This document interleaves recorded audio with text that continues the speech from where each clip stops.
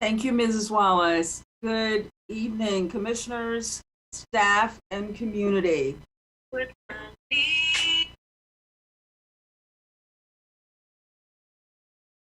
was that? Commissioner Burns has a party going on. Okay. That is my ringtone. I didn't know my camera was off. But I thought so bite back. It's a ringtone. I'll play it again. It's not even bad. I apologize. Now, I do have some music, but I don't think we need to play it. That was Jill Scott, ladies and gentlemen. It was Jill Scott. So today is Monday, January 24th, 2022. The Board of County Commissioners meeting. I will read the public charge. The Board of Commissioners asks its members and citizens to conduct themselves in a respectful, courteous manner, both with the board and fellow citizens. At any time, should any member of the board or any citizen fail to observe this public charge, the chair will ask the offending person to leave the meeting until that individual regains personal control. Should decorum fail to be restored, the chair will recess the meeting until such time that a genuine commitment to the charge is observed. I think I'm trying to rotate this. Commissioner Burns, can you do a Pledge of Allegiance? Did you do it the last time? No, this is, I think, my first time. Maybe my first time this year. So. Would you do that for us, please? Yes, absent any soundtrack. I pledge allegiance to the flag of the United States of America and to the republic for which it stands, one nation, under God, indivisible, with liberty and justice for all. Thank you. Thank you so much. Are there any agenda adjustments, commissioners?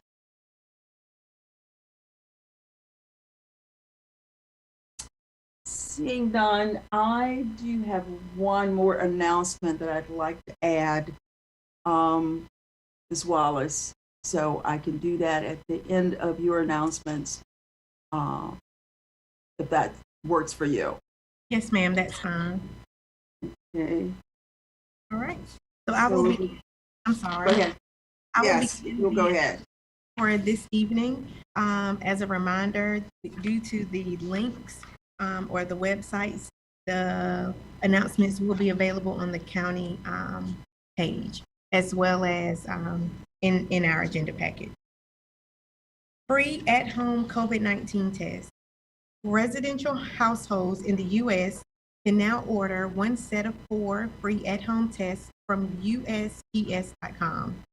Please visit www.special.usps.com/test kits.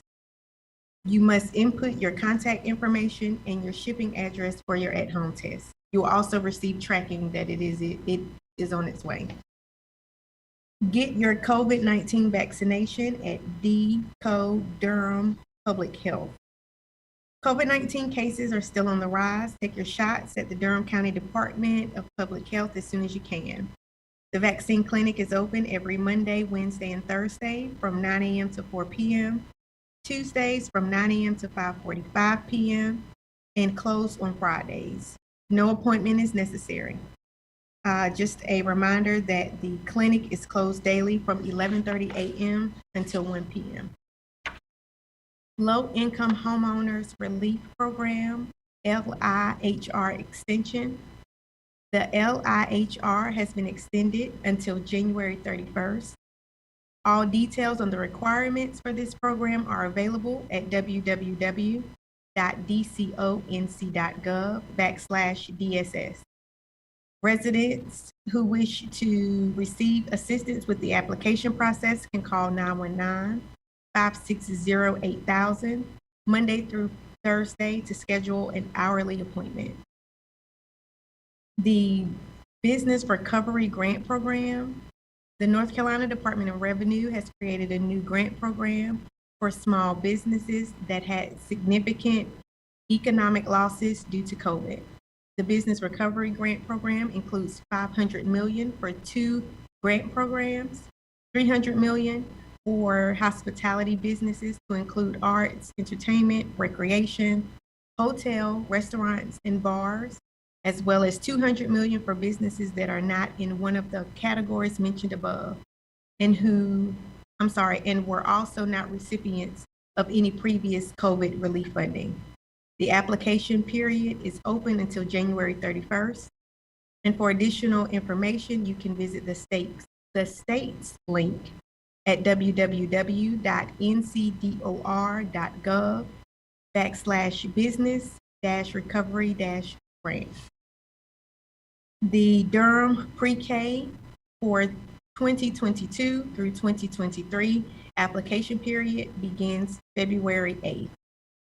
Please visit www.durhamprek.org to receive more information. You can also call 1-833-773-5338 or email prekchildcareservices.org for assistance. The Durham, Chapel Hill, Carborough Metropolitan is seeking public comment on transportation plan amendment by February 22nd. They're seeking public input on amendment number 4 to the comprehensive transit plan. Some of those changes include the removal of the former Durham Orange Light Rail Transit and adding bus access improvements. The plan in its entirety can be reviewed by visiting www.dchcmpo.org. Residents who wish to provide comments may do so at the virtual public hearing on Wednesday, February 9th at 9 a.m. by emailing Kyla and I'll spell the last name, PELOQUIN at durhamnc.gov or by calling 919-560-4366, extension 36419. The Ignite Business Bootcamp is now accepting applicants. This is a 10-week bootcamp, 10 sessions. It's a bootcamp featuring 20 hours of cohort-style training. The bootcamp will provide growth and development opportunities for participants and their businesses. Participation is free of charge with support provided by the U.S. Black Chambers, CEDC, and Durham County. The cohort will meet on Wednesdays beginning February 2nd through April 6th from 1 to 3 p.m. via Zoom. Applications will be considered until 5 p.m. on February 1st. Participants are encouraged to join every session. However, they can miss some if absolutely necessary. To apply, you can visit www.gbdbcc.org/ignite. And lastly, Durham residents can receive help with their energy bill. As of January 3rd, 2022, all Durham residents will be eligible to apply for the Low Income Energy Assistance Program, LIEAP. You can make a virtual appointment by phone for assistance, or you can visit the state's website to complete the application. Durham residents can call 919-560-8192 to make a virtual appointment with a LIEAP specialist. For residents that are comfortable with completing the application without assistance, you can do so by visiting www.epass.nc.gov, and the program ends March 31st. Chair Howardson, that concludes the announcements that I have for this evening. Thank you, Ms. Wallace. Just one, Commissioner Burns, do you know any more about this grant that shared with the community, the Business Recovery Grant Program that's out of Raleigh? Do you know any more about that? I do. That is it. When you said you had an update, I thought it was your update. I've got one other one. If you've got more information that you could share with the community about this one. Yes, I will give two really quick ones. So 71 and 72, and I hope this doesn't go over people's heads. So there's $300 million that are set aside for individuals that have commodity codes that are in 71 or 72. So that sounds like restaurant, hotels, gyms. But the way NAICS codes are set up, it can be 71, 37599, like they'll extend out. So I would encourage anybody to actually go and look and see if their business does fall under those two categories, because I like randomly under 71 and 72 is Battleship Tourism, right? So these are, so I wouldn't just get locked in if you think, well, I'm not a restaurant. So that's 300 million. And then the 200 million, the 200 million is for everybody else. And they do give a caveat that says, if you didn't get any other funding. I would encourage individuals to actually still apply, because they do outline on the website that any other funding is defined as individuals who got PPP, so your payment protection program. They said the other program is JRG, so that was the job retention grant. And then the third one, if I'm not mistaken, I don't want to tell, is LEIP, and it'll take me 2 seconds to kind of sort of look that up. But those are the three big the elite program, elite program. So those were the big three. So I know that we did use the language in our announcements that says if you didn't get funding from any other program, it says if you didn't get it, but that doesn't, individuals who applied for retool and got funding, they can apply for this.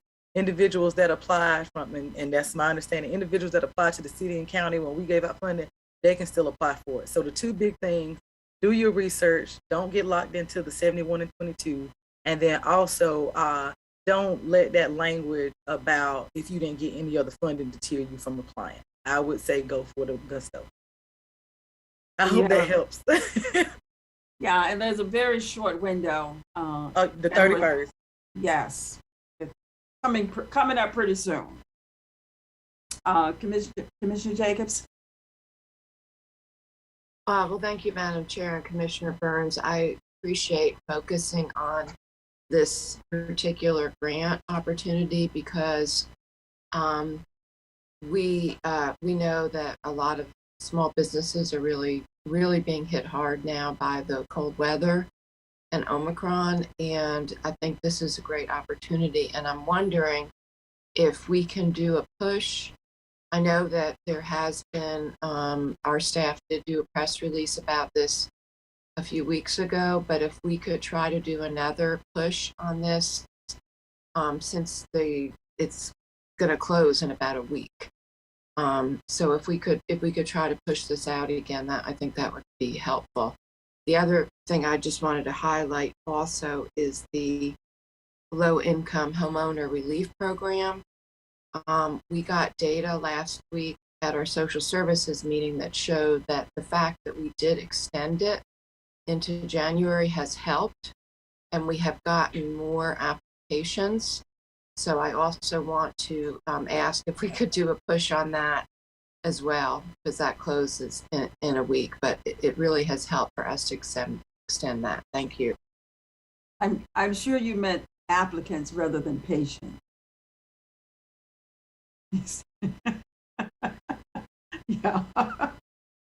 Okay, yeah. We got that. You meant applicants rather than patients. So thank you, Commissioner Jacobs.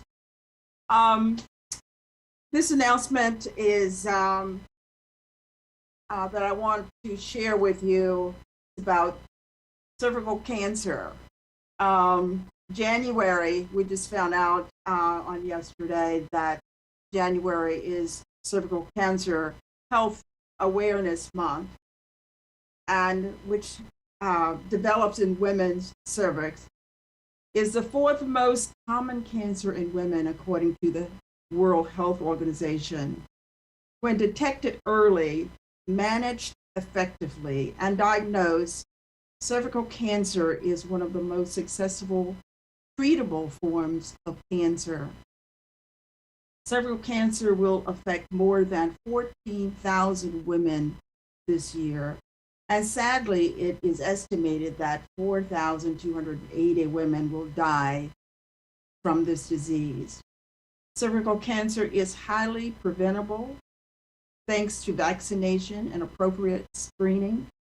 All women are at risk for cervical cancer, but It occurs most often in women over age 30.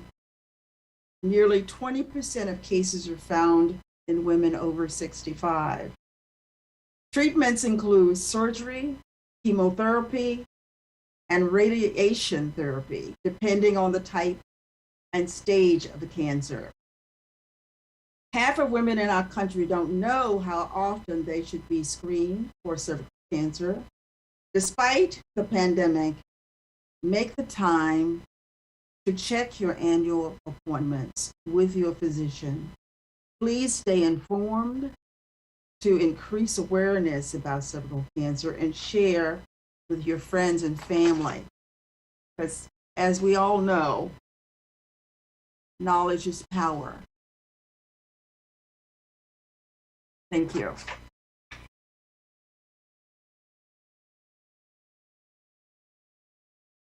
So the next item, commissioners, is we have our minutes.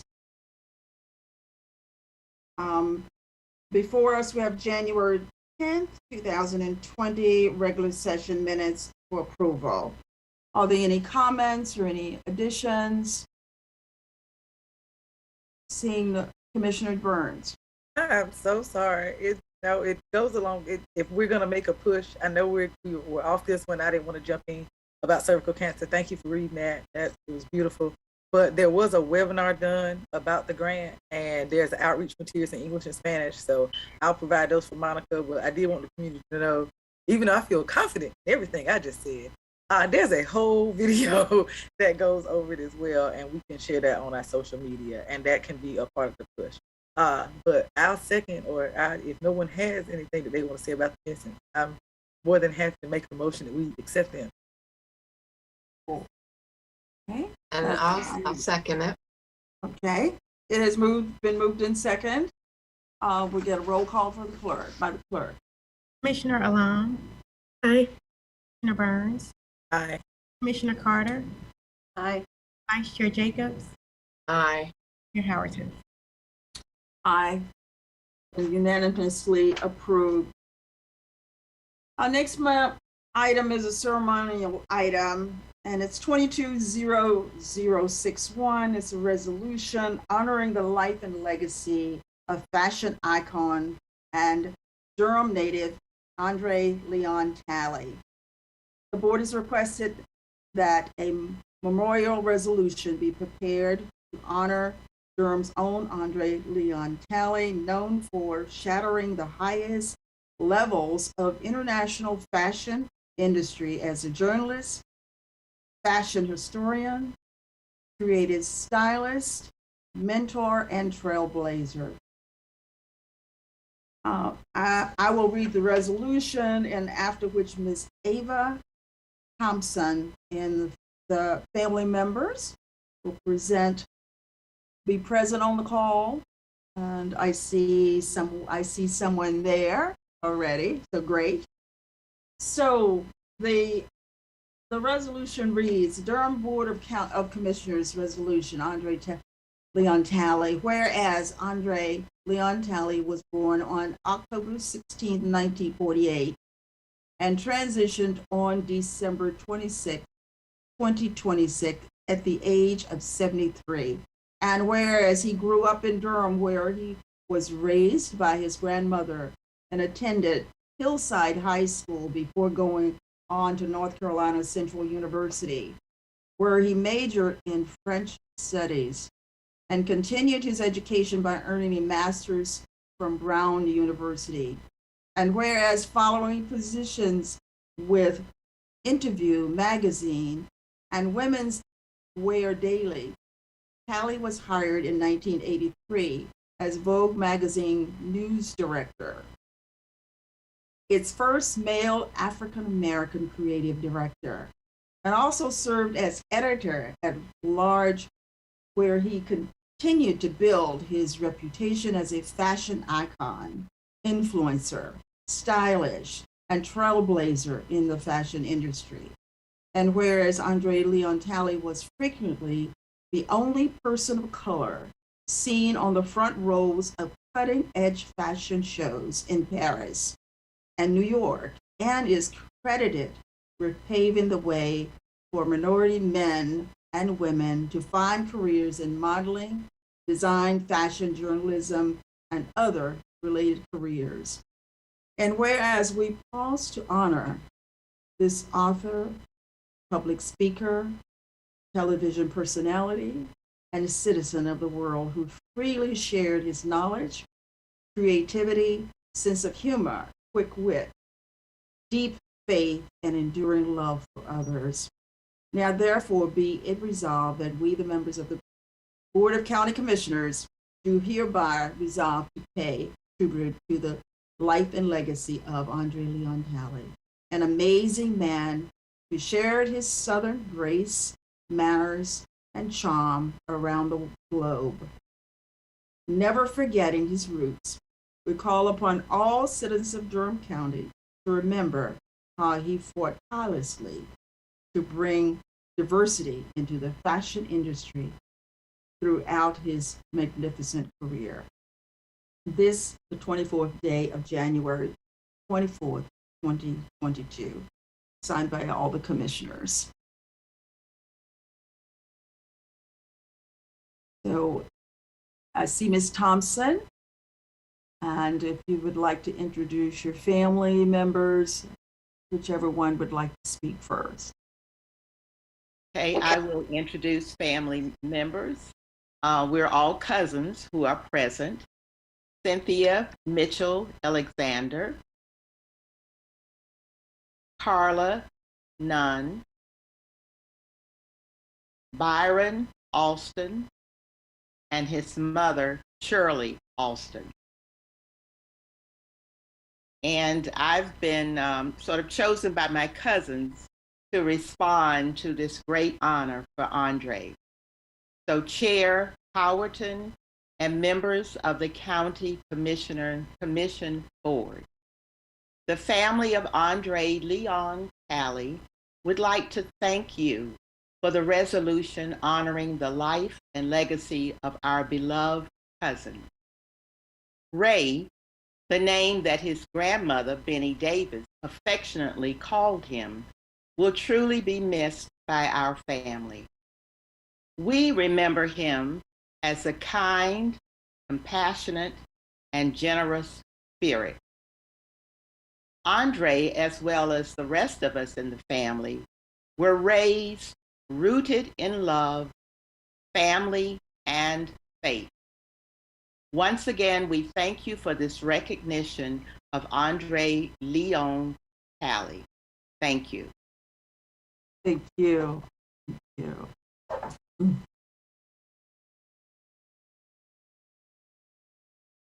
So would the rest of you like to have comment as well? I would just like to say that we are very honored tonight on this resolution. We appreciate the love and support that has come from his hometown, which he was very proud of. And that, as my cousins say, he will be missed by us, and we will always remember him as a kind and gentle man. Thank you. Thank you. Any comments or questions from the commissioners?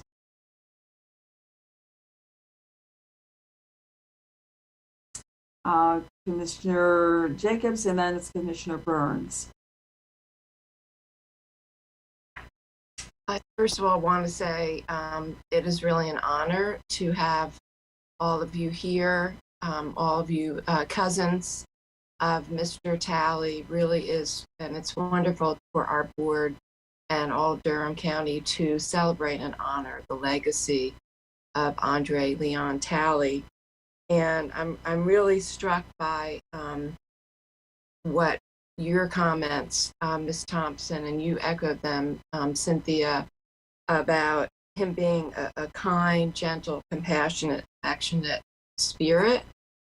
Because probably like a lot of people, I've been doing a lot of reading and listening to a lot of different celebrations of Andre Leontale in his life. And that's one of the things that has really come through. I never had the pleasure or honor or privilege of meeting him, but with all that he achieved, the fact that he never seemed to lose who he was and that he was rooted, the community that he was rooted in, and just the kind of person that he was. And I went back and read the Spectator magazine just republished an article recently that Leslie Mousy wrote.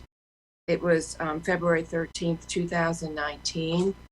And I wanted to share what she wrote because I thought it was so powerful. She said, for the community, his story is a reminder of the rich heritage and resilience that Durham fosters within its citizens. For our youth, his life proves that preparation through education can open doors, bust stereotypes, and command respect. For us all, Tally's spirit reinforces that we too can forge our own paths and that anything and maybe everything is possible, end quote. And I just wanted to share what she had written. I just thought it was really beautiful. And this is a real celebration of him and his family and of Durham. So thank you. Commissioner Burns? I will be very quick. One, thank you so much to the family for coming. It's huge for us to have you here. I think, like a lot of other young people in Durham, people of many ages and many races, we absolutely loved and were fascinated by Andre Leontale. I think for me this week, there were so many people that had really nice things to say. Central, across all their social media. One of the quotes that they love to use was, anyone can be talented, but confidence is needed to go out into the world and make a lasting impression. There was one thing that he was not short on, and that was confidence, right? And so one of the things that made me especially happy, I did get a chance, I was lucky enough to meet him and ask him a question, which he gave me a quick answer to. It was funny, but he got me in my place. I got to see him when Ebony Fashion Fair presented their clothing line at the North Carolina Museum of Art, and that was the hardest ticket to get. And then the beautiful thing, he came back February of 2019. He actually came back to Hillside High School to show his documentary. The reason why that was so huge for me, I think we've all, read the stories about how he did, face, sometimes he faced homophobia, sometimes he faced racism, and what it was like to actually overcome those things in this town. But he did not forget where he came from. And actually, he could have debuted that film anywhere. He debuted at a lot of places. He came home. He went to his high school. And I think the biggest thing we can do, there are young people right now who have all these ideas about flights of fancy and going off to Hollywood and going off to New York. I think the biggest lesson that I learned from him was, he went to Brown. I think some people forget that.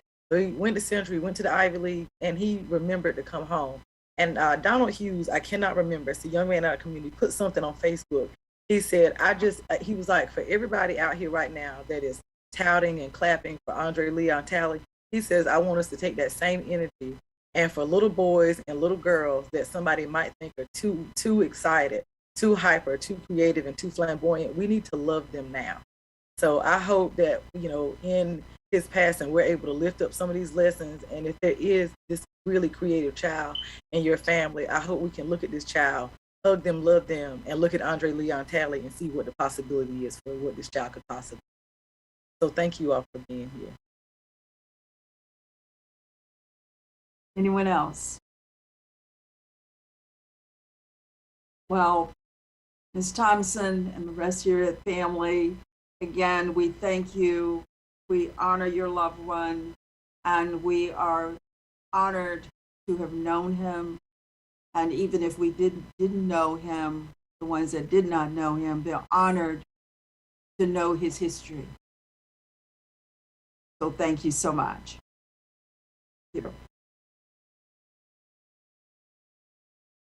Okay, we will move on Our next item, Commissioners, is our consent agenda. We have only 4 items tonight, Commissioners. That's very unusual for us to have only 4 items on the consent agenda.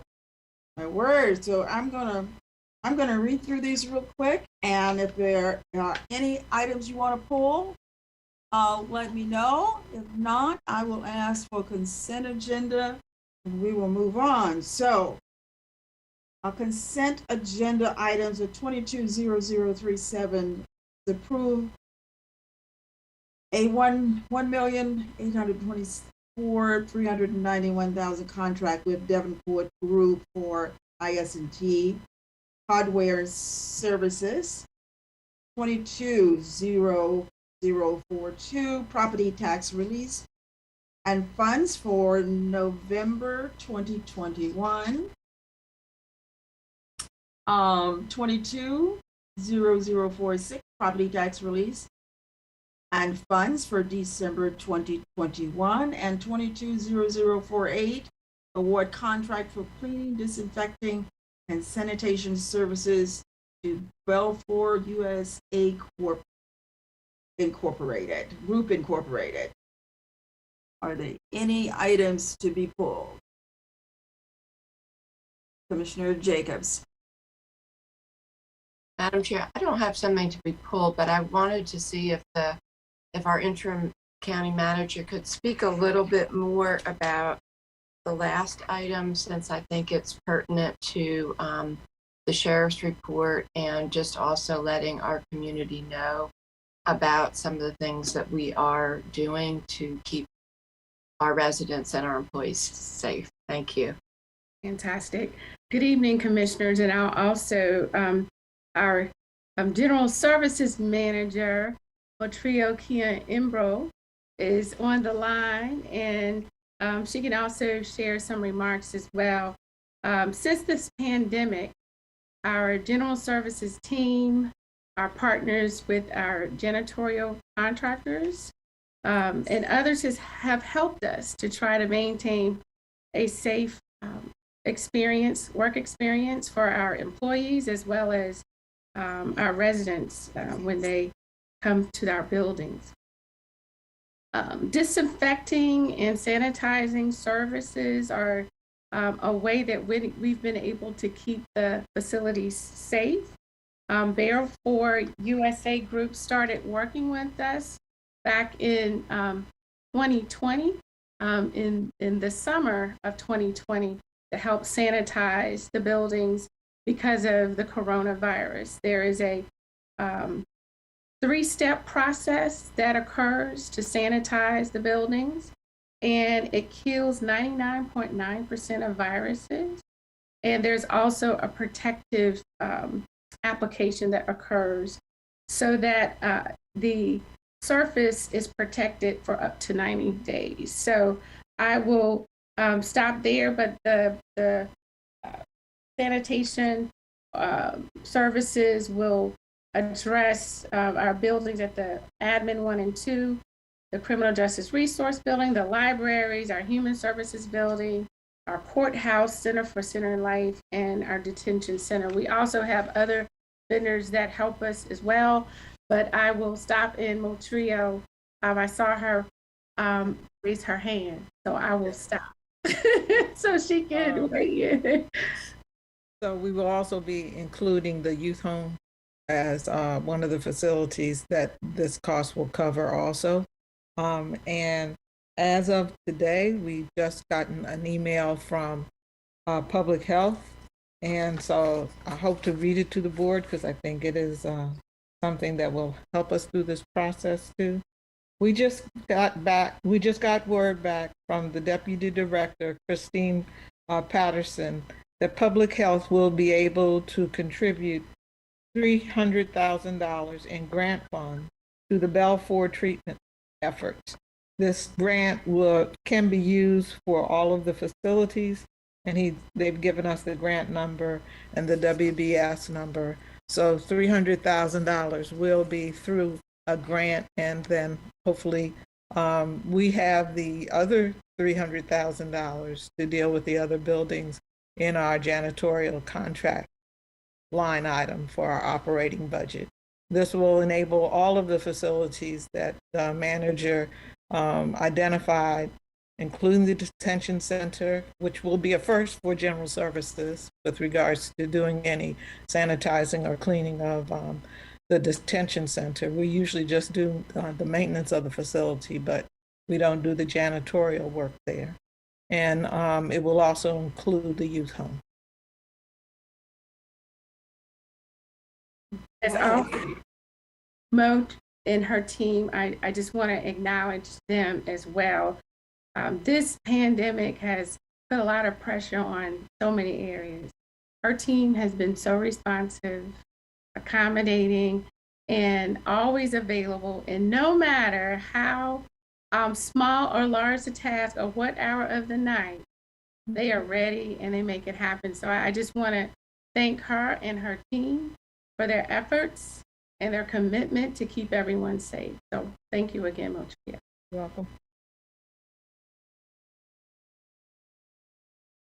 Commissioner Carter.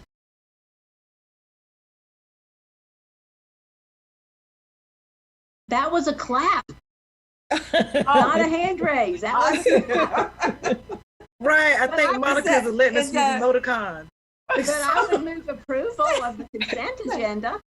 Is that a hand from Deborah Craig Ray? It's Is a that a clap. clap? That's a clap from It's a Bill Craig. It's a clap. Not We love claps our like team. that. No, those are claps. And Rodney Jenkins, who is also on the line, he gave a clap and a heart. So, Right. Rodney, thank you for being our partner too with regards to coming up with the grant. We really appreciate it. It's Thank you, fantastic thank you. that our staff is working so hard and getting these wonderful grants. Way to go, team. And I'll move approval of the consent agenda. Second. Okay, so I'm gonna do the clap too then, if that's what we're doing. Yes, thank you so much, Mo. That is incredible. Thank you and your team for all your hard work. Appreciate it. So we've had a motion to approve the consent agenda. It was moved by Commissioner Carter and second by Commissioner Alum. If we can have a roll call, please. Commissioner Alon, Aye. Commissioner Burns, Aye. Commissioner Carter, Aye. Vice Chair Jacobs, Aye. Chair Howerton. Aye. And consent agenda has been approved unanimously. So our next item is other business, commissioners. It's 220054 Durham County Public Health update on COVID-19 crisis. So again, this evening we have our Health Director, Ron Jenkins, to give us an update. Welcome, Ron. Good evening, Madam Chair, Madam Vice Chair Jacobs, members of the Board of County Commissioners, Interim Manager Hager, Interim County Attorney Darby. Always a pleasure to be in front of you, regardless of the news that I'm providing, whether good or bad. You all know me by now. I'm just going to give it to you straight. I'm going to attempt to share my screen. Commissioner Burns, make sure I do this the right way now.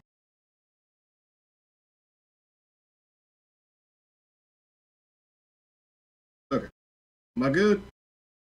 Good. All right. Okay. So again, just want to say good evening to you all. Thank you all for all that you do. Thank you for your support of public health. And it's always good to be recognized by our partners. I echo the sentiments of Interim Manager Hager. You know, we call her Mo, but I dare not call her Mo alive. Material is second to none. And we certainly thank her for all of her assistance. And public health is delighted to be able to pitch in because we're all in this together. And we hope that we'll be able to assist further. I will start off by just kind of really asking the general public to do their part. Nothing much has changed in terms of what you ought to do to stay safe. I provided these top 6, if you will, but getting vaccinated, getting boosted, if you're eligible, wearing your mask, and getting tested. The only thing I will add was at the request of our healthcare partner. And they asked that for those in the listening audience, when you enter a healthcare facility or a nursing care facility, please ensure that your mask is worn properly, preferably a well-fitting, durable mask, because our healthcare workers are really starting to feel as if they're sitting ducks. I mean, folks come in with the mask draped around the chin and on the side and everything, and you don't know who has COVID. So I did say I will have the opportunity to really speak on that, and that's something that we are asking the general public to do as far as doing their part. The only change to this slide is just really ensuring that people wear well-fitting masks. We are really doing our best to get the N95s, KN95s out to the general public. So more to come on that. Our total cases for the past 7 days is 4,803. We are still in the midst of this raging surge, but the good thing is we feel as if the worst is certainly behind us, but we still have a couple more weeks to go. Our 7-day moving average is 686 cases, and this is a decrease from the 7-day moving average last week, which represents 41.716%, and 26.944% 2 weeks ago. So far in the month of January, it's been 21,286 COVID-19 cases, which continues to be a staggering number, but is representative of this current wave. I thought it not robbery to really re-emphasize to my county commissioners and also to the general viewing audience that on our data hub, we provide these infographics. I send them to the county commissioners like clockwork on a weekly basis, but I thought it not robbery to let the general public know that this information is readily available at your fingertips. It gives the pertinent information, the highlight of what's going on. Again, since the pandemic began, 60,014 total cases. Month of January is right there. Of course, our positivity percentage is high due to community spread, the highest that it has been on record.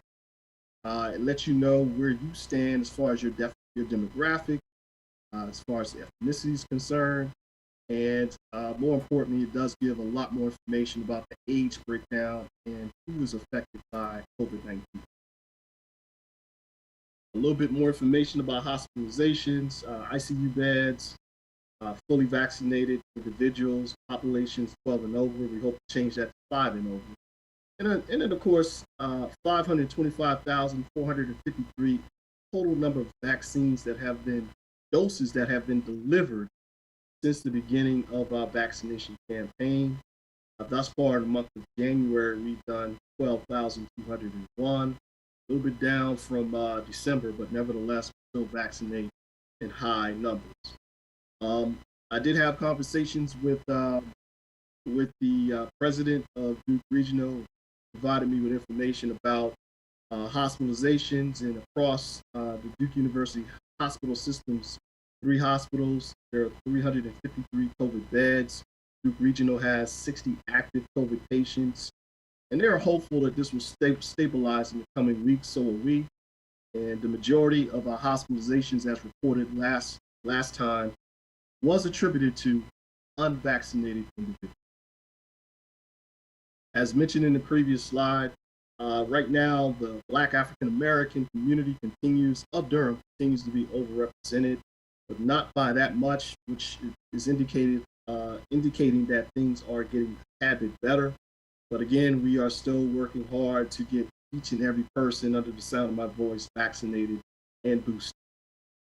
As mentioned previously, our positivity percentage is high. The highest has been on record because we are testing like gangbusters. 22,435 tests have been completed thus far since December 27th.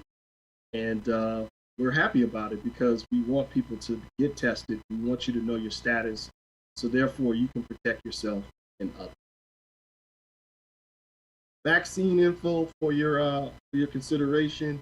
Again, vaccines continue to be offered free of charge. Monica Wallace, Mrs. Monica Wallace, has been so kind to put that at the top of her announcements during county commissioners meetings. We're grateful. Vaccines are available. All vaccines are available at the Health and Human Services building, and boosters have been approved for those who are fully vaccinated. Now are available for those who are 12 to 15 years old. In terms of how we're doing per the CDC, we are still rocking and rolling when it comes to vaccines. 72.8% of our entire county has been vaccinated. That equates to 219,326 individuals. Although the definition of fully vaccinated is changing or is under construction, if you will, just know that per the CDC, we have a lot of individuals in Durham who have been vaccinated. There has been some questions to my commissioners about what are we going to do about that 15.5% of the people who are still working. Again, I love what I can tell you. The help is on the way. We are working with the North Carolina Department of Health and Human Services to launch an effort to address geographic disparities in booster uptake among historically marginalized populations. We certainly recognize that the larger disparities for Black and Latinx communities in Durham is still relatively strong, and they certainly represent 15.5%. So what we're going to do is really partner with the Department of Health and Human Services and leverage the resources that they still have in our community. And those resources include the Healthier Together campaign, the community health workers that they have activated, and some elements of their social support program 2.0 and coverage that still exists in Durham. So again, those are the items that are going to be mobilized in order to help address these disparities. I look forward to keeping you posted about that. The red still indicates that not only is Durham, but the entire state is still in the period of high transmission, and we hope that that's going to change sooner rather than later. Vaccinations by race, again, we continue to do well in Durham, but we certainly know that there's room for improvement. So again, there's really not a demographic in Durham that's under 40%. And I know that we can do better because Durham continues to lead. And I also want to really lift up our weekly data reflections, which are also on our data hub. This is provided on a weekly basis, and it's really designed to let the community know exactly where we're doing. And it has what we affectionately call our epi curve. And of course, you're seeing it at the bottom of the screen, how it just shoots straight up. That's indicative of Omicron. We've never seen it like this, anything like this, and Durham is not exempt. This epi curve is representative of the entire United States and maybe half of the world, really.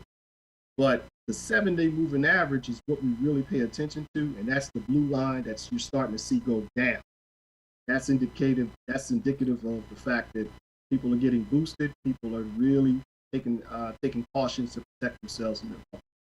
So this information is out there readily available to our listening audience right now.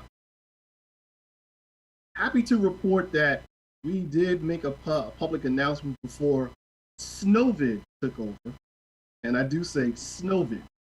For the most part, we were ready to test more abundantly at the Durham County Memorial Stadium and at the Wheel site. So again, special thanks to the commissioners and Interim Manager Hager and Interim County Attorney Darby for helping us to get that established.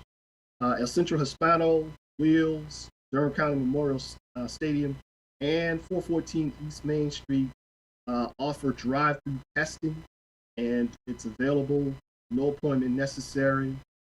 So again, you do need to get tested. These are the sites that are available to you. And again, this information is available on our data. And I would be remiss if I did not say, in addition to these 4 or 5 sites, we still have 30 plus locations that you can go to get your get vaccinated, but most importantly, to get tested, with the majority of them being CVS and Walgreens. So we acknowledge the wait time is still pretty high, but at the same time, it's not, you can get it. Mask distribution update. 60,000 masks have been delivered to public health and DSS. We have provided them to our testing site. We've really targeted community-based organizations, those ones who really cater to our vulnerable population. We're delighted to report that we have partnered with my good partner, Sheriff Burkhead, in ensuring that the detention center had N95, not only for staff and personnel, but also for our detainees, because here we want to make sure that everyone's in a safe environment. We will announce pickup sites for the general population in a few days, not necessarily ready to go above water with that, but it's going to, it's coming, and it's going to really highlight another great partnership that we have within Durham County. So more to come on that. Final thoughts: get vaccinated, get your booster, wear your mask, get tested. Positivity rates and hospitalization information are located on our COVID dashboard. Just want to really reemphasize that a lot of information is still out there. My data team, and big props to my staff. They work really hard to make sure that the information is out there and it's easily accessible.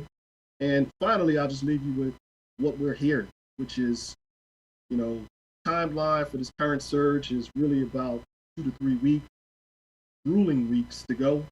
We're hearing that mid-February that we should be peaking out, and we are also hearing that there should be a period of rapid deceleration. So we're looking forward to it, but we know that we still have a long way to go, and we are still in this fight. So we certainly hope everyone will do all that they can to keep themselves safe. I'd love to answer any questions you may have. Thank you, Rod. You always give such a great report. Just have one question real quick. Downtown, what's the closest testing site for citizens in the downtown area? Downtown Durham, I would definitely have to look to determine that, but I will say on Saturdays and Sundays it's 414 Main Street. During the week, closest may be on Capitol Hill Street, which is El Centro Hispano. But downtown, if there's a CVS or Walgreens located there, that's vaccination. But testing, I definitely have to look on our vaccine hub, on our data hub to indicate the testing. But again, lifting up our data analytics, just know that for about a year or more, we have indicated on our map, on our data hub, where you can go to get your COVID-19 tests. We were at one point in time located Durham Housing Authority sites. We're still working with Durham Housing Authority, Anthony Scott, to try to see whether or not there's 2 additional sites that we may be able to lift up. But as it stands right now, that's the current state of affairs with downtown. Okay. The other question that I have is, do you collect data about which businesses are totally vaccinated? Do you get that kind of reporting? No, ma'am, we do not. Most of the reporting that we receive, public health, really pertains to individual status, not business. Okay. Thank you. I'll open it up to commissioners. Questions, concerns? Commissioner Jacobs and Commissioner Lom. I'm going to defer to Commissioner Lom. I saw her hand up before me. I'll go after you, Commissioner Lom. Thank you. Well, first and foremost, nice to see you, Director Jenkins, and also I'm liking this beard. Snowvid has given you time to grow it out. I had a question kind of along the lines of Howerton, and maybe this is something we could even do on the county side. I've had community members that I've seen talking about how they really want to go out to like restaurants and support local businesses, but trying to find ways of like where are places that are safe to eat that may require a vaccination card, so that people feel more comfortable eating out. If maybe there's a way for us like to build like a community list or have businesses submit their names to either Department of Health or to the county for us to have like a little page so people can see which small businesses can they go and support and feel comfortable.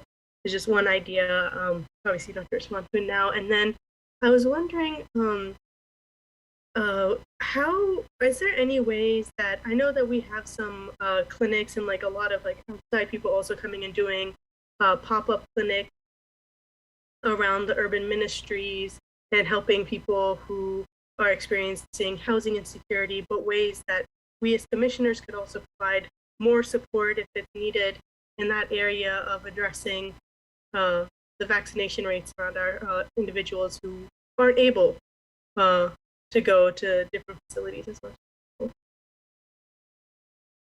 We certainly appreciate you lifting it up. And, you know, as I've said for many months, I'm all in favor of doing whatever we can to get many people vaccinated as possible.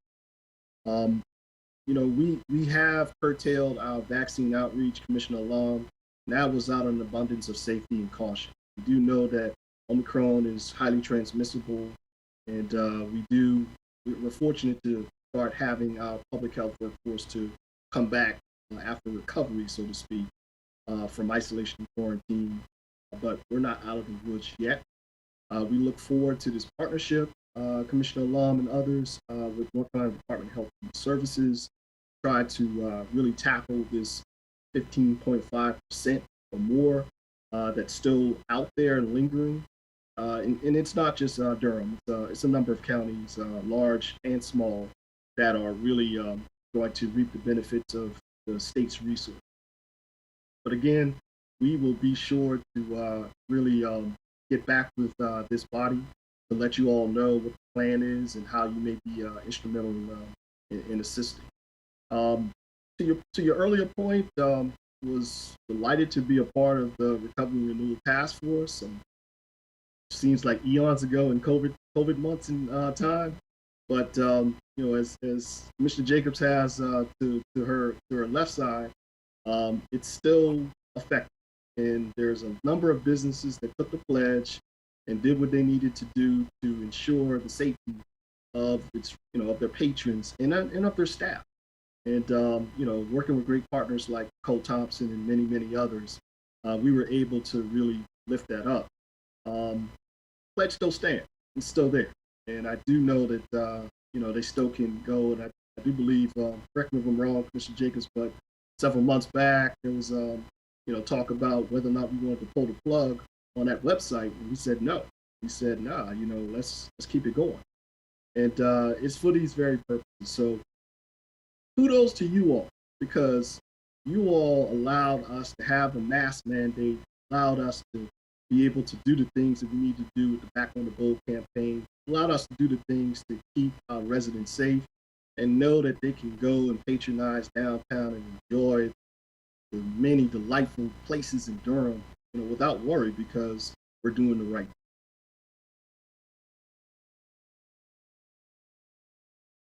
thing. Commissioner Jacobs. Thank you. And I just, again, thank you for your great reports as always, Rod. I'm really excited about the 2 new testing sites that are up and running. Great to hear that the mask distribution is happening for the N95s, and that soon they will be available to the public. I've been getting contacted by people wondering where they can get them, so I know that people are really looking for that. And I'm also really glad to hear about the state helping us with the disparate income impacts, because we really need, we need that extra help. We know what we had to do before was really using our community trusted organizations, community health workers. We have to go to where people are. And as you've reminded us every single week, and as we know, the best thing people can do is to get vaccinated and get their boosters. People don't need to be really sick from this. We are so fortunate. We are so lucky. And we've just got to keep working away at this and not give up. until every last person in our community is fully vaccinated. I did want to follow up on one thing was about the at-home test that we received, and what the plan is for those. I think there were like 8,800. Yes, ma'am. You could tell us a little bit, and then I have another question after that. Thank you so much for that reminder. And as mentioned, to you all previously about 2 weeks ago, we are subject to shipping delays and and logistical concerns. And by all accounts, those at-home tests were supposed to be here, and we were looking forward to next week with the second shipment. But we did receive word that there was some shipping delay. Not to be outdone, we did have a supply of at-home tests that we had received from the state. We have begun receiving some additional at-home tests from the state. Unfortunately, some of those tests were expired. But not to get too technical with you, but just to let you know that we did receive word from the FDA that the expiration date has been extended. So we did receive another call from our friends in North Carolina Central who said that they had a need. So we in turn provided them with 2,000 more at-home tests to make sure that the kids on campus were safe. However, we do know that we're going to start receiving additional shipments of increments of 800 until our test. I know that we have a number of people on the list.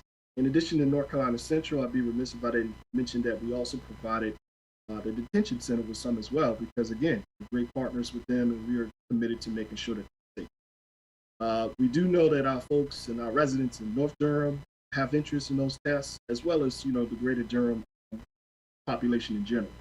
We look forward to the day when we can have those in abundance and we can get those to those areas that are needed. But unfortunately, right now, it's just that those at-home tests, due to shipping delays, are plaguing us. So we look forward to providing that when they're available. Thank you, and I appreciate that you and our DSS director are both partnering with the Bahama Fire Department and the Rougemont and Bahama Brewer Town clubs to get the tests and the masks out to people. Do you think we're going to get more, another shipment on top of the 60,095 masks? Is there any word on us getting more? I could always advocate for more, but I'll say this: the state, between schools and FQHCs and a number of different entities, it's going to be a tough sell to make that happen. But we will continue to advocate for Durham to make sure that we can get more. We have proven to them that if they get it to us, we can get it distributed quickly and equitably. So again, we hope to get more. Right, and then lastly, I wanted to follow up something that Chair Howerton raised about the any testing sites in downtown. She and I were in a conversation with downtown businesses today, and one of the things they expressed is how hard it is with some of their workers who don't have transportation, and just how it impacts them if they can't get their workers tested quickly. So maybe there can be some follow-up discussions about how to address that. And then related to your comment, I think about back on the Bull campaign, unfortunately that website has not been maintained, and again, this is something we all can talk about more in the I know that Chair Howerton will follow up on this with the mayor, but there was a request about us trying to promote the businesses that do have very high vaccination rates. And really right now what we heard is that our downtown businesses are really suffering from not just the cold weather and Omicron, and that we do need to reinvigorate our campaign to support our businesses and help them get through these next few weeks until we really get out of Omicron. So I know we can all work together on it, and that we will make this happen. So thank you so much. No problem. We look forward to working with the city and trying to get this promotion. But, again, I know that, the city took a huge step forward in taking the lead as far as back on the bull and all of that other stuff. So, again, we sit here ready to partner. Nicole Thompson mentioned that she would be working with the businesses to find out which one of the businesses that are fully vaccinated their staffs are, so that she can relay that information to you. And I don't know how that works as far as giving that kind of information to the health department, but you're the expert on that. Let us know. We'll work it out, Yes, Madam Chair. Yeah, yeah. So, thank you. Other questions and concerns? All right, seeing no other hands, thank you so very much. As always, you do a fabulous job. We appreciate Madam all the Chair. information. Yes, thank you. All right, our next item, Commissioners, is 220063. The Office of the Sheriff update to the Board of County Commissioners. This is a request to receive an update from the sheriff on the increase of COVID-19 cases amongst the sheriff's office and detainee population. We have Sheriff Burkhead on the line to begin this discussion.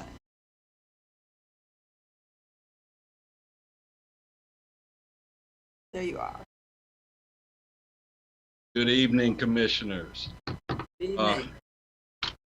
Thank you for this opportunity. It's always a pleasure to come before you, share this information. Unfortunately, it's not great information, but most of it is contained in the letter that you received on last week.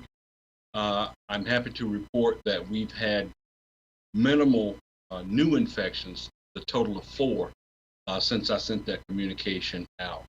And so, as I indicated in the letter, and I think Interim Manager Hager has shared with you, we are continuing our mitigation strategies. Director Jenkins mentioned our partnership in getting some additional N95 masks. We want to make sure that everyone has the PPE available. So we're going to continue to do that, and certainly working with General Services to get the facility clean for the first time ever, as she noted. And sanitize as much as possible. We do that on a daily basis and really try to keep the facility as clean as possible. So unless you have some questions, that's where we are right now. Interim Manager Hager and I have been in conversations about moving forward and how we can accomplish some of the other big ticket items, for lack of a better term, that we will be seeking in the next within the next month or a couple of weeks. So I am happy to answer any questions you may have. I can provide you with a little bit of good news, which is part of our mitigating strategy. To date, we have tested over 340. We have vaccinated over 340 detainees. Every time someone is arrested and goes through our intake process, we certainly do the COVID screening, but we encourage those who are unvaccinated to get the vaccination. Our health care provider, WellPath, has been instrumental in working with public health to provide those vaccines. We have administered all 3 vaccines, and we'll continue to use all 3 as they are available. So I think that's, again, just a great show of our commitment to beating this virus down and keeping it out of our facility, and also making sure that when those men and women are released back into the community, they are a step closer to being healthy. So, and then we also tested all of our employees. Like 1,973 staff have been tested. And to date, I think we have 45 staff who have tested positive since December 27. Their good news with that number is they are all vaccinated. Some of them have received their booster as well. So their recovery time has been shortened, and that's a good thing. They're able to come back to work within a week to 10 days. And all of them have been asymptomatic or had minimal symptoms. So I'll stop right there and answer any of your questions. So, Sheriff Burkhead, have any of the detainees had their booster? I'm sorry? Any of the detainees had the booster? I don't have that information readily available. We have not given any boosters according to my notes, but I don't know if there are any currently housed that have. Thank you. Interim Manager Hager, did you have anything you want to say on this topic? As the sheriff shared, we are working in partnership to make sure we get solutions as quickly as possible. And again, want to praise the General Services Director, Mo Trio, and our Public Health Director, Rodney. In the middle of the night, I was getting texts and emails as to what was happening with the sense of urgency. So I appreciate the partnership, and we will continue to work towards making sure we keep everyone safe. I would like to remind everyone, when this pandemic first happened, Sheriff Burkhead was probably one of the first, or if not the first, sheriff to take the stand and require the vaccination for all employees. And he has kept folks safe. And so I just commend him for his leadership and courage in making a decision that was tough. But he's an example, and I just wanted to remind everyone of that. Thank you. Commissioners, questions, comments? I don't see any hands, so Commissioner Jacobs? I just wanted to follow up on what Interim Manager Hager said and express my appreciation to you, Sheriff Burkhead, and your staff for how you have managed the pandemic within the detention center since the very beginning, and amongst your staff. It has absolutely saved lives. And wanted to follow up on what our chair had asked about. Is it possible for us to offer the boosters within the detention center? Yeah, I think it's certainly possible, and thank you for acknowledging the work that we're doing here to try to keep everyone safe, including making the vaccination mandatory. And I did take a little bit of a hit, but it was the right thing to do, and I'm really glad we did. I would also ask Director Jenkins about the booster and how we could go about offering it. Most of the folks who are coming in have not received their initial vaccination. So that's why that's part of our screening process, to ask, have you received the vaccination? And the majority of them have not. So we push that initial dosage. But if we get to a point to where they've had the first and the second dosage, then certainly we would offer the booster. And again, I would defer to Director Jenkins and well past that. Only thing I'll add, Sheriff and others, is we have vaccine in abundance. As you all well know, that Durham County is a vaccine hub. So we get tons of vaccine distributed to our partners in smaller counties. So if it's desire of Sheriff and WellPath to provide boosters, we have the vaccine to do. Thank you. Thank you. Any other questions, commissioners? Okay. Nothing else. Thank you so much, Sheriff, and we will sure that we'll be back in touch with you really soon. So Thank you all very much. Stay safe. You too. Okay, our next item, commissioners, is 210747. It's the American Rescue Plan Act update. We have our Interim Manager Hager to introduce additional resources and persons to begin this conversation to give us an update. Good evening, Commissioners. Again, I am delighted to share some updates on the American Rescue Plan Act and share recent guidelines that have come from the U.S. Treasury.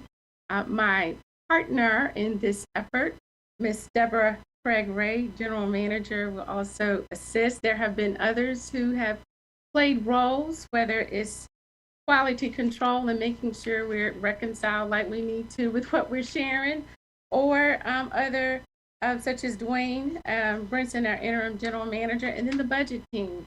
They've played a role as well. So, but we are the face of this, and we'll move through quickly, and we'll have some time for discussion at the end. And this will be a conversation that will continue. If you may recall, probably in the fall, we met and discussed ARPA almost every other board meeting. It was an iterative process that went on to move us along. And so we will be in a cycle again where you will hear from us more frequently as we move through steps now that we have the final rule and guidance. So I'll stop now and I'll transition to Deborah Craig Ray so she can get us started with the next slide. Thank you, Manager Hager, and good evening, Chair Howard and Vice Chair Jacobs and Commissioners.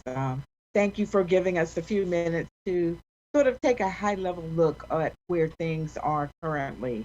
You will recall that we received great news about this legislation almost a year ago. It was actually March 11th, 2021, when President Biden actually signed the ARPA legislation.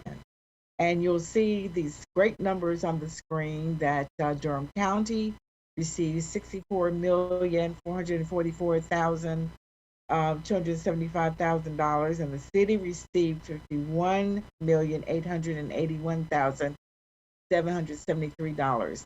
And then to the right of that, you will see that Durham Public Schools also received a tranche of money. And in addition to receiving ARPA money, they received CARES funding and ESSER funding. And I know some of our viewers watching might not know what CARES or ESSER is. And so I'll just quickly say CARES is Coronavirus Aid, Relief, and Economic Security. And then, of course, ESSER is Elementary and Secondary School Relief Fund. Next slide, Monica, please. So just a little reminder of some of the key dates that we were informed of as we began to address this important issue.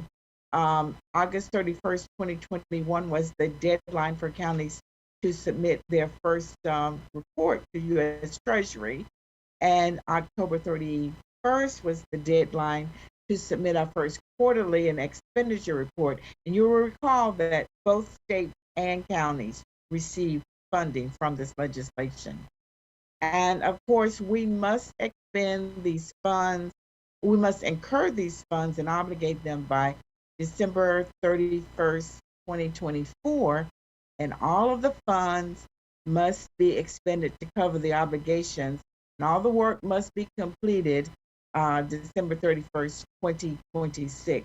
And so it's important that we have the personnel and we have the projects and everything is ready to roll, and that we hope we will address all the supply chain issues and any of the challenges that not just Durham County, but all of the communities are experiencing to make sure we spend this money appropriately.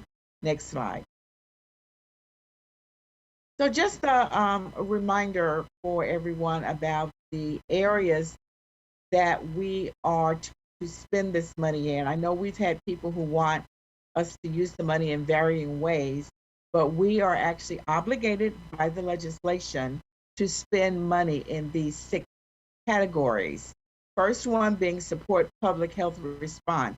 And I guess you've heard, of course, all of the great work that our public health team has done over the past couple of years now, and will continue to do as we address coronavirus. And so that's certainly an appropriate use of this fund. Another use is to replace public sector revenue loss. As you know, that we've had some changes in the economy. There's some of our funding streams that have taken a hit, and maybe not so much in a Durham County, but certainly more in other counties. But again, that's a category where we are able to spend this money. Water and sewer infrastructure. It's important that we are able to invest in clean water, to help with stormwater, to replace lead pipes and other things that communities need. And so that's a category that we'll use the money for. To address negative economic impacts. Again, we've heard even tonight how small businesses and all businesses across the board have been impacted by this continuing pandemic. And so those losses are very real, and we're able to use this funding to help support and keep those businesses going. Premium pay for essential workers. This is certainly an allowable category, a category of funding that's much needed. We've heard again how wonderful our staff has been over the couple of years, just making sure that our business continued. We were able to serve the community even during this pandemic. And so that is an allowable category. And then, of course, broadband infrastructure. With all of our families having challenges about connecting to broadband and being able to pay for internet, this is actually an area where we are able to spend this ARPA money to help. And we know that there is some great work already going on in Durham County government. Greg has talked to you about that before. And so we're continuing to pursue that. Next slide. So just a recap of the ARPA allocations to date. We have earmarked about 5.1 million. Janitorial contracts for cleaning and disinfecting, again, that you heard about.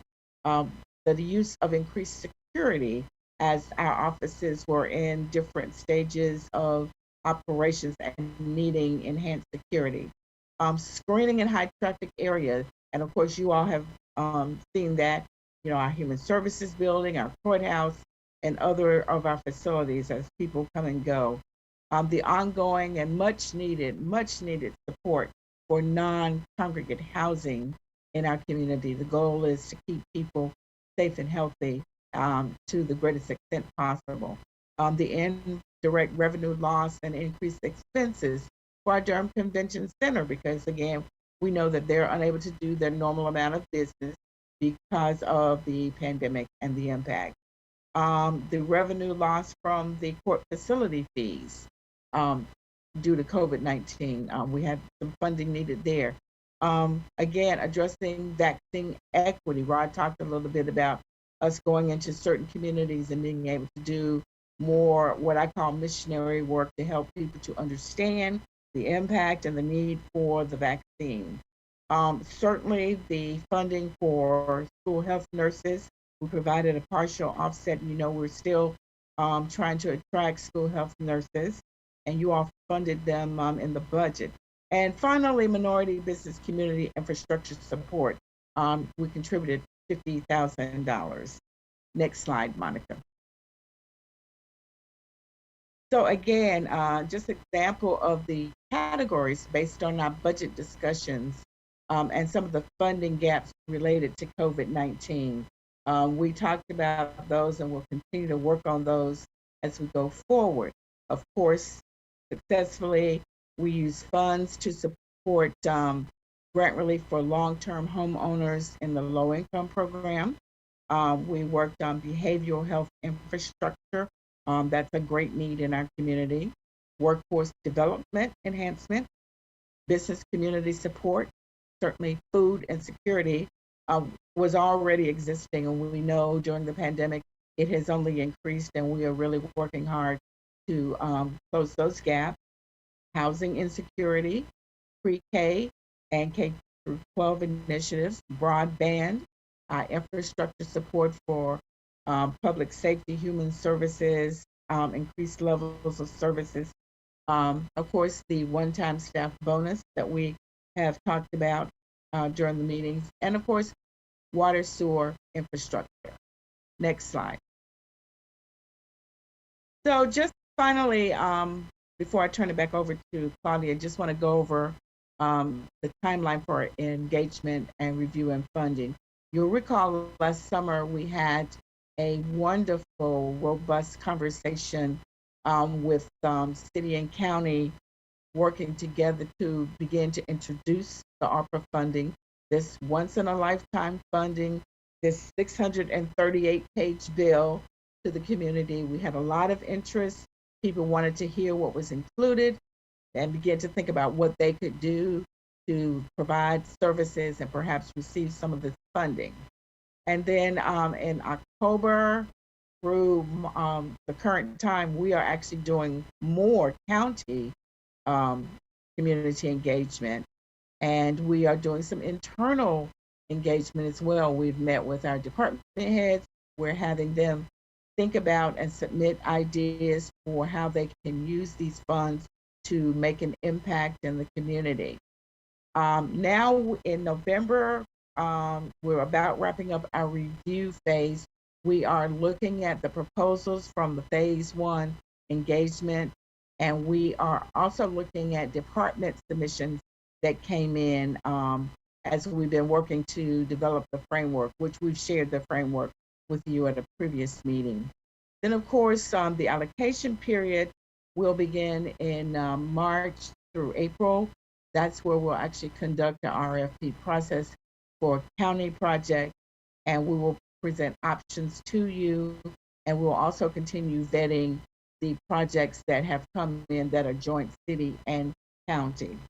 And finally, we'll do evaluation April and beyond to evaluate the actual impact of investment and make recommendations on how to invest the remaining federal funds. You'll remember that we get half of the funds at one point, and then we'll get the second half a year from that time period. So I think that's all of the slides I have, and I'll turn it back over to Manager Hager. Fantastic. Thank you, Deborah. We'll quickly go through the rest of the slides and then talk about next step.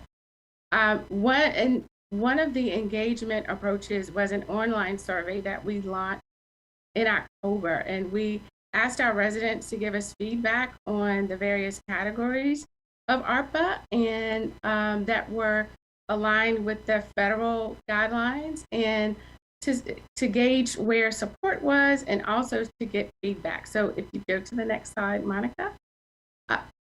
Our residents gave feedback. We had over 1,300 respondents, and you will see overwhelmingly there was support for all of the categories, with the public health response being the top category, and then clusters with water sewer support, addressing the negative impacts due to COVID, expanding broadband, providing for premium pay for essential workers, and then funding to replace public sector revenue loss.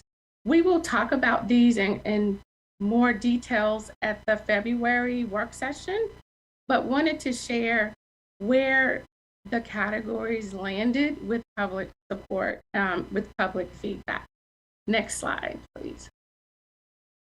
I will now go over some of the highlights related to the U.S. Treasury's final rule for the ARPA Fiscal Recovery Fund. Next slide.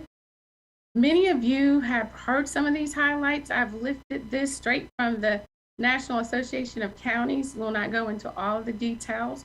I was in a meeting, I believe one day this week, and the chair was quoting some of the final rule.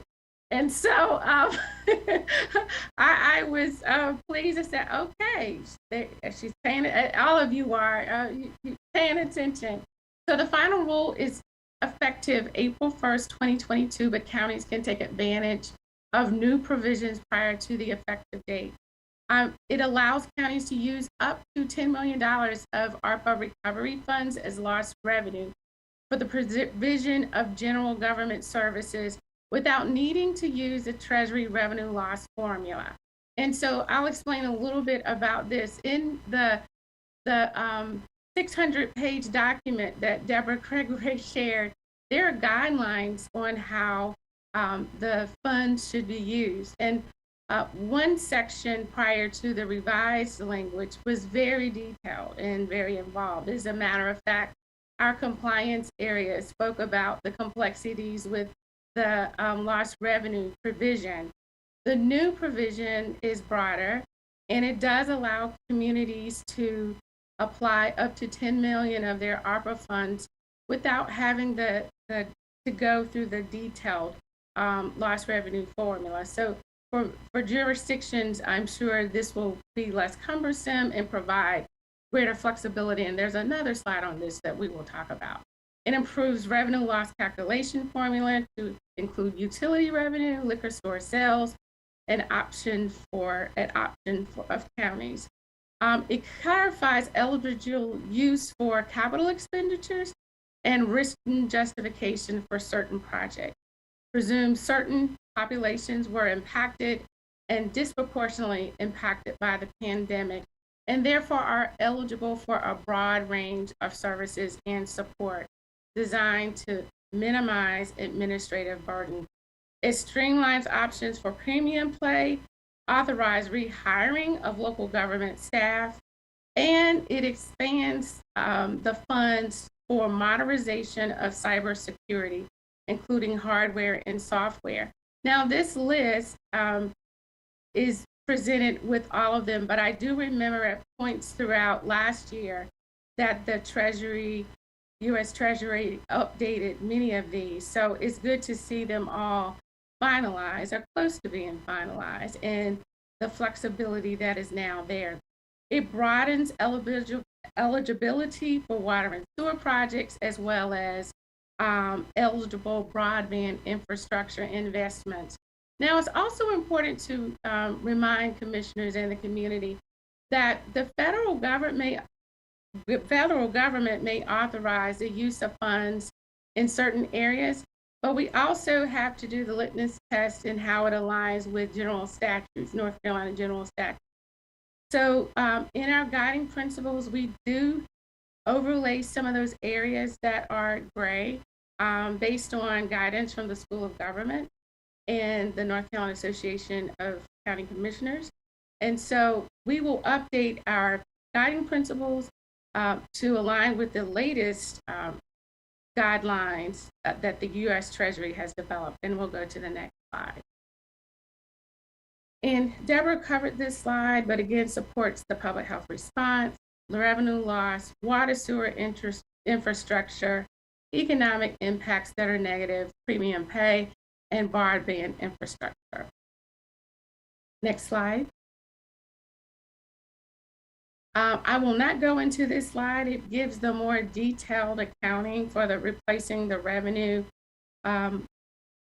loss, but we'll share the first bullet. Counties may allocate up to $10 million of their total revenue fund allocation to spend on government services. So that flexibility, I know, was one back in the fall around October that our commissioners tried to make sure they had information so they could educate our federal legislators. And I'm grateful that that was successful in moving forward through Congress. Next slide.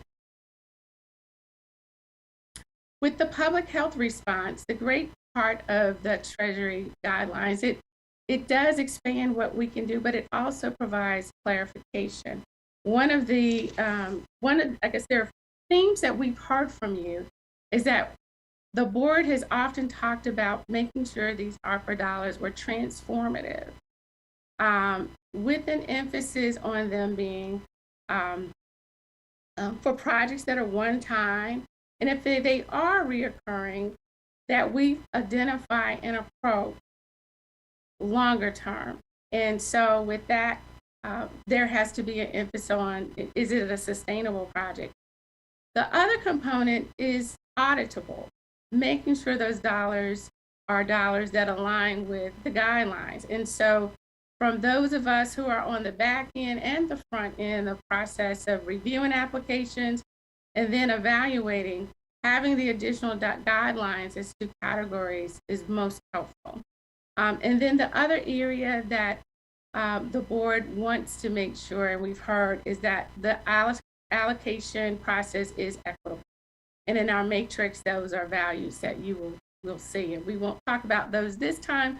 We've talked about that in the past, but we'll have conversations in February about it again.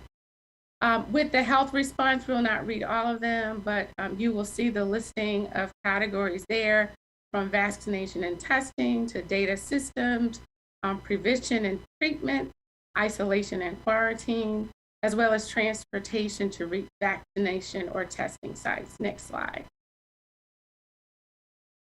In behavioral health care, this is another area of great interest and concern of our board, and a priority that was listed in the budget development process is a potential way for us to use ARPA funds, with potential use being with behavioral health facilities and equipment, prevention or outpatient treatment and inpatient treatment, crisis care and diversion programs, enhanced behavioral health services in school, services for pregnant women or infants born with neonatal abstinence syndrome, support for equitable access to reduce disparities and access to reduce disparities in access to high quality treatment, peer support groups, and expansion of access to evidence-based services.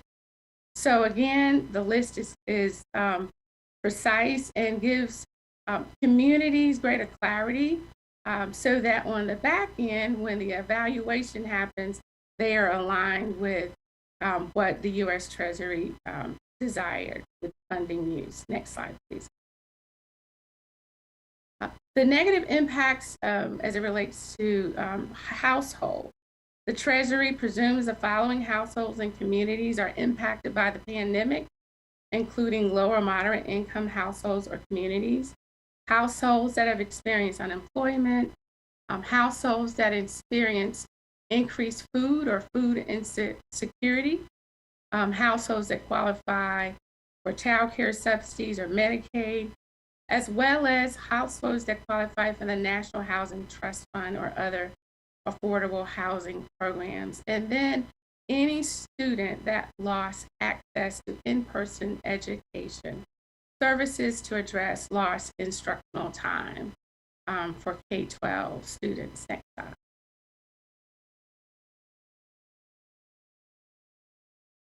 This one goes a little bit in more details about the disproportionately impacted households. And I will not go through all of these, but it aligns with the categories we saw earlier and also specifies more specific programs. Next slide. And for capital expenditures, the ARPA dollars can be used for capital expenditure projects. I know throughout the process of getting input from the community on potential use of dollars, and as Deborah shared, there have been processes that the city and the county jointly did together, and part of those processes resulted in proposals submitted through a city process. Some of those proposals also could apply to county processes.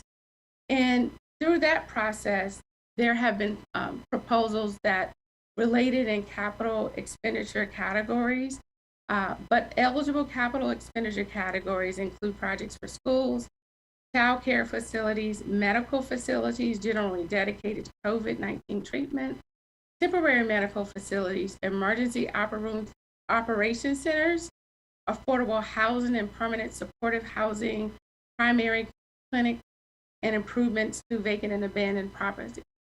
Examples of ineligible capital expenditure projects are construction of new correctional facilities, construction of new congregate facilities, and construction of convention centers, stadiums, and other larger projects. Next slide. I mentioned this earlier. We will go through a process of refining our guiding principles document, which is a framework on how funds are used now that we have the final guidelines. And next slide. As far as next steps in February, as I mentioned, February will be a busy month. It will be similar to a time past when almost every other meeting we had some updates. We do in February plan to come back to the board to discuss potential ARPA projects, but we first want to hear from you.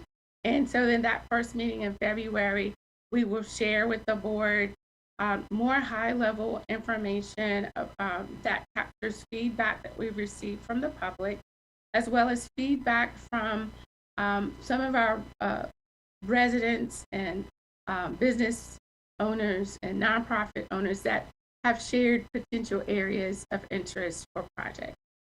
Based on those recommendations, we would share that information, and then we would get your thoughts as we look towards developing categories for an RFP process. We will also hear, give some update on potential projects that may be a city-county joint funded project. There are some projects that are potential areas that we may jointly fund, and we did quite a few in the last cycle, such as with CARES. And there are some, I am sure, that will emerge through the planning. We will, in February, also show where we've made revisions in our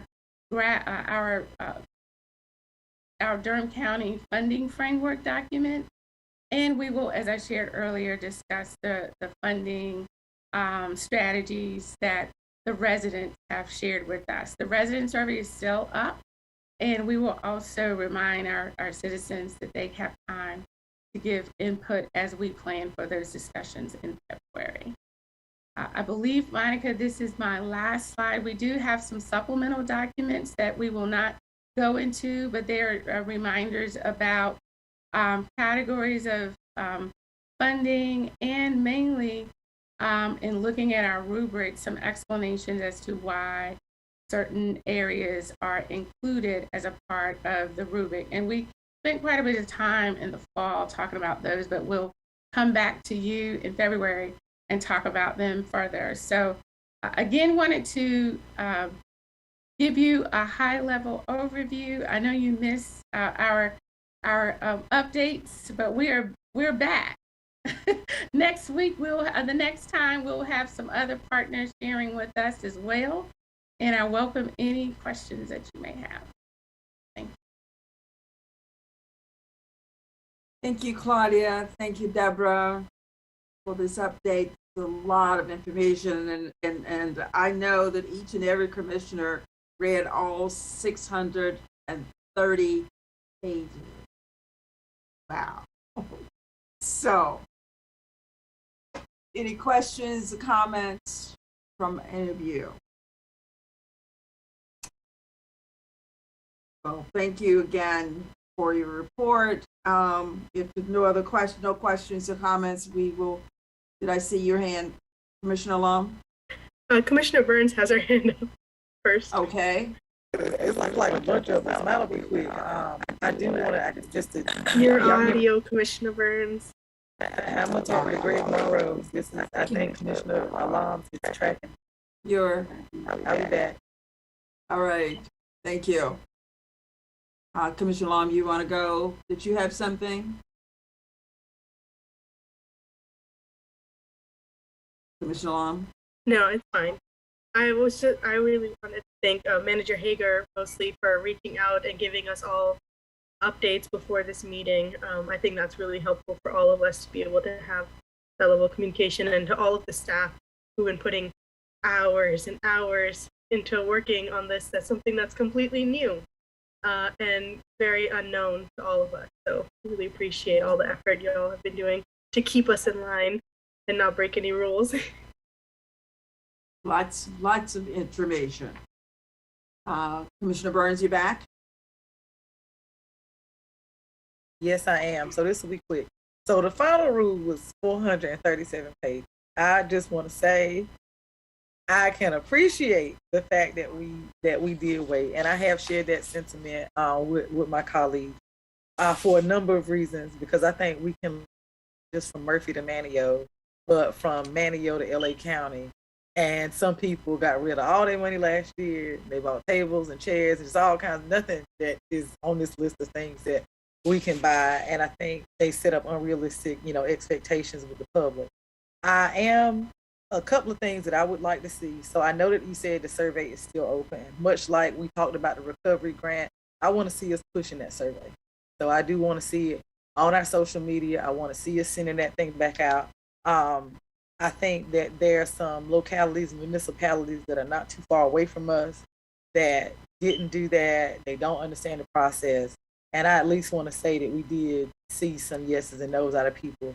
1,300 is good, but it's about 300,000 people that are, over 300,000 people who are here. And if we can get another sample set, and then also, if it's okay with y'all, I want to put a deadline on when we shut it down. That way, when we're actually pushing it out, people know, okay, I need to get this in. I can't do it at the end. Because I think people just think I can turn in a presentation or a proposal. And even though this rubric is, first of all, the rubric is great. So I echo Commissioner Long's sentiments. I want us to, have them there. So even when they get to it at the end, they maybe can see this and be able to ask some realistic questions. Now, some of the stuff in the middle of the presentation was talking about the expansion of the final rule. So things that they added and also things that they took away. And we all know that there's some things that, people wanted that they actually took away. And not just, that's just not Durham, that's everywhere. And so some people were kind of sort of smacked in the face when this came out. And then they added a lot more things. Like there's some things that they added that we could do for staff. As much as I see how much they've added for broadband, and I know that that's a big one for all of us. One of the things I want to throw out, we're getting and they added some more provisions for public health.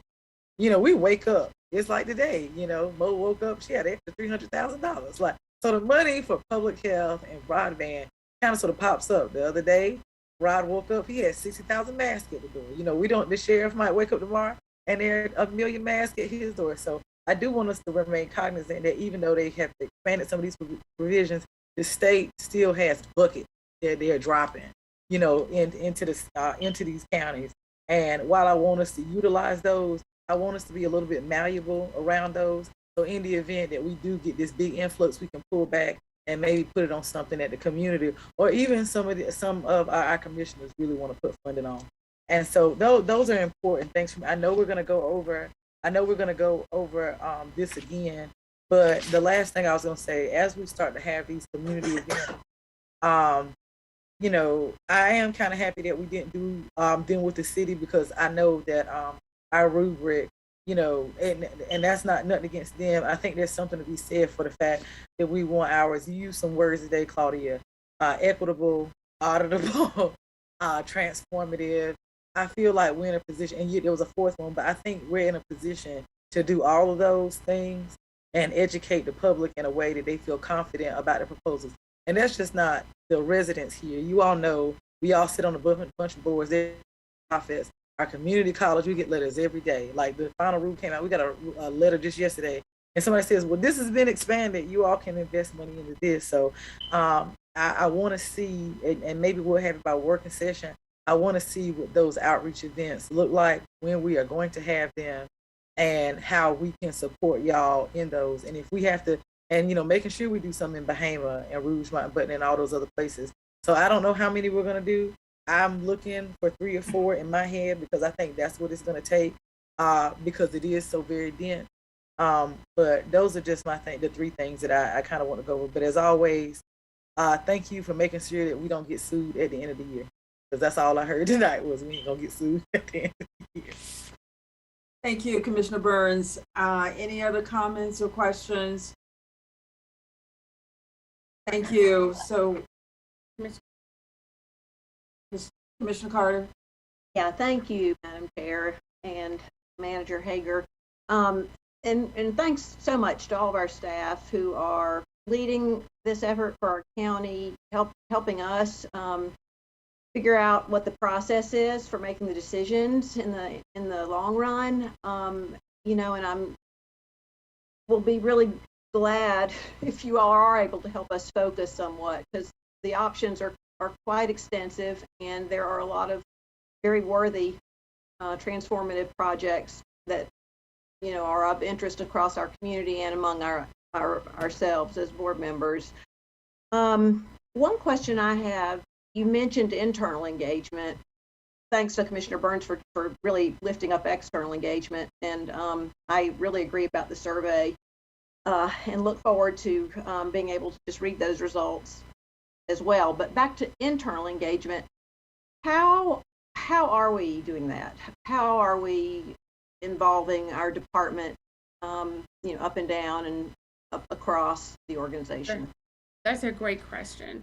So back in, I guess it was December, we asked departments to submit a proposal or a framework for a potential ARPA-related project.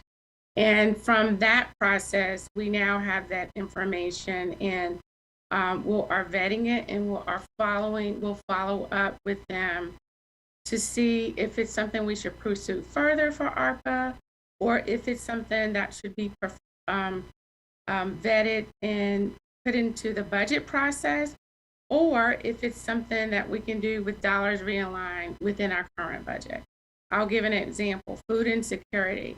If you may recall, there was a conversation about that in January, but it was a continuation of some discussions that happened in the fall. It was a desire that funding up to $8 million supported food insecurity. And what we said, we would look at incrementally, how do we address some of that? And from that point, move forward with some strategy. So we're at the point with that. We did an allocation in January of about $400,000. And now that we have the final rule, and now that we're also in the budget planning process, and at the midpoint in the fiscal year, we can determine going forward, do we use some reallocated dollars within the budget of the current fiscal year to address that number further? Is it included in the base budget of next year? Or is it something that we do ongoing through ARPA funds? One of the other bullets Commissioner Burns said, I said 4. The fourth one was that is a one-time, non-reoccurring expense. So that, and that's a guiding principle that is put forth in the guidelines, and one that NACUBO has stressed. When we go to our rating agencies, they want to make sure that you don't fall off a cliff in 2026 because you have $65 million worth of expenses that now need an owner. And the county can't own all of that. I mean, we can, but we have to be tactical in what percentage of items we move forward that are recurring. So but with the department engagement, we are at varying levels. Many of them we can handle through realignments of existing dollars, such as if there are reconfigurations of workspace, dollars for expanded cleaning, new technologies, a lot of those things, we can look at the current budget and say, now we're not rich, but we're very judicious in how we spend our dollars. And with the supply chain issues, some of the expenses aren't happening as fast. So we're saying, hey, let's look at what we have right now and cover that. So the engagement is happening in lots of different ways for departments, just like with the general public that may have had interest, or nonprofits that have submitted proposals. We may not necessarily move as fast, but we wanted to make sure, as it related to this, we had more guidance so that dollars that were applied at the end were auditable in a way that we wouldn't have to do some other adjustments. So. Thanks, Claudia. It's good to hear how we're, getting the ideas and input from our fantastic departments. Glad that we're involving them in that way. And my last question is, what additional information do you think we will have as commissioners before we have to decide what the RFP categories actually are? Sure. So we will provide to the commissioners additional information and details from the survey, which will give more specific examples of where individuals have fared how we should use the dollars. So for instance, broadband, folks may say they want to get funding for broadband, but that could be a lot of different things. Some may desire dollars to support subsidies because of the cost associated with broadband for a monthly payment. For many of the others, it's a desire that we look at how do we expand services to areas that do not have it. And that's something that has been an ongoing discussion. And we gave the board some update.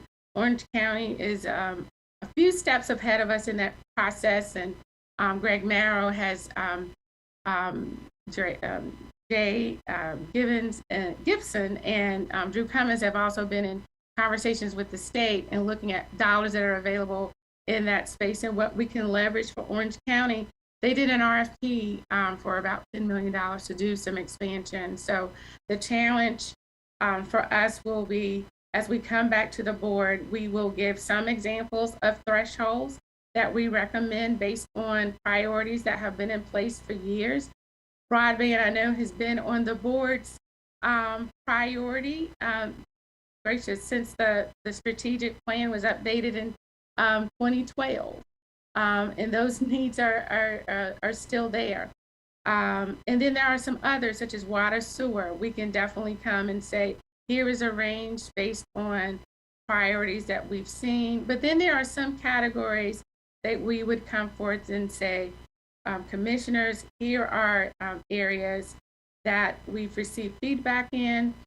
And we have some suggestions, but we need to hear from you as if this is the right category. The board has always talked about what do we do to help our business community as it relates to ensuring we have high quality care that looks at two different areas and making sure our youth and children are prepared for K-12, but also making sure our businesses can move forward and open up, which is important. So we will sort of do a crosswalk of what we've heard you say in other categories, in other conversations, and from a staff's perspective, give some recommendation. But we've been hearing for you for some time, so we feel like we've heard how those may align with some of the public thoughts, but in that also come back with actual examples of what the RFP may look like. So if there is some desire for support to K-12, for learning loss in certain communities that have been disproportionately impacted by COVID-19, I could envision us having an RFP that was that way and looked at that particular area and an amount allocated for that. We only got 60 million and not 60 billion, so it's not enough. But we will also leverage other county dollars that we have. We are fortunate that we landed in a good fiscal position when we finalized our last year-end audit. So some dollars that are available from that process we may use for one-time funding. And again, we're about to approach the budget process. So there may be opportunities there.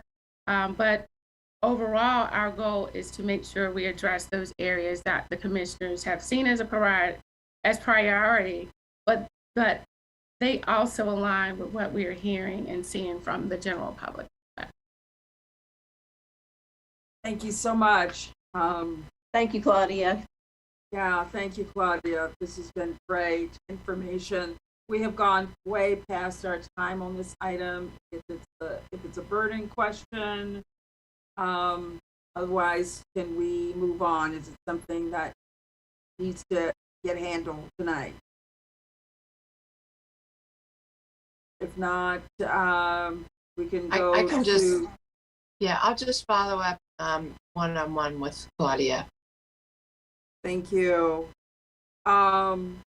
And the other thing that is important for the community to know as well is there's a real great information on the NACO, National Association of Counties website regarding all of this information. They have a PowerPoint presentation that can give you some of the details as well. Most of it you'll see from what has been presented tonight, a lot of the same information you'll see on the NACO website. So there's lots of information out. So thank you again, Claudia. Thank you, Deborah, for this presentation. And we can move on to our next item, which is our attorney boards and commission appointments. Thank you. Good evening, commissioners. It gives me pleasure to report to you, members of the Durham County community. You all are appointing to various boards and commissions tonight. You are appointing to the Animal Welfare Advisory Committee, Mary Ann Bond. To the Board of Adjustment, you are appointing George Palasa. To the Board of Health, you are appointing Joshua Brown, Anthony Gregorian, Spencer Curtis, and Rosemary Jackson. To the Durham County Women's Commission, you are appointing Tiffany Foster. That concludes your appointments for tonight. Thank you, Attorney Darby, and congratulations to all of the citizens that were appointed. There are so many boards and commissions, the county commissioners could not get this work done without you. So thank you so much for your willingness to serve. That brings us to the end of our agenda tonight, commissioners, and down to a closed session. Thanks to community for sticking with us tonight, and a closed session is next. Was that somebody saying something? Guess not.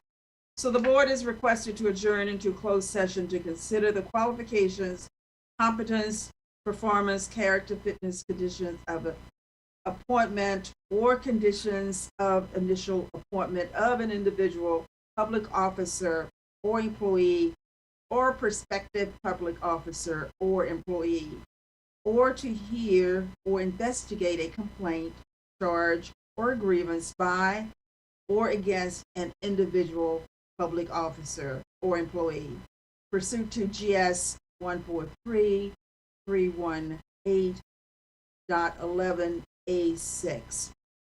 I will entertain a motion for a closed session.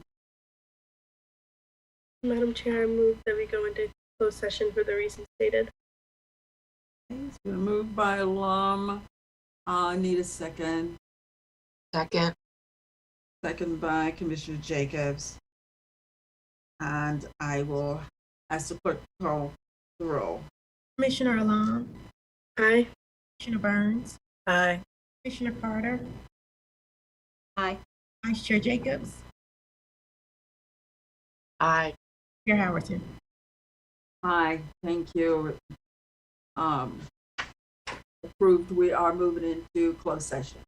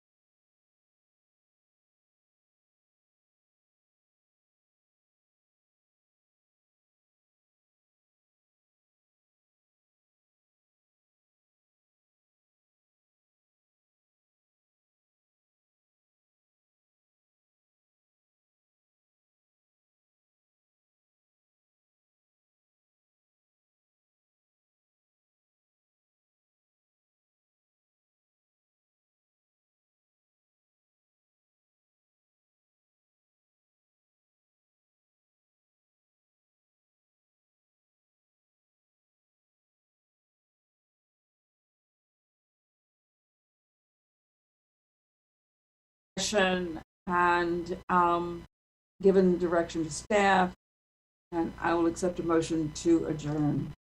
So moved, Madam Chair. Second. Moved and properly second.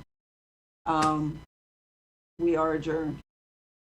Got to do a roll call real quick. Roll call. See, I'm just like, this is okay.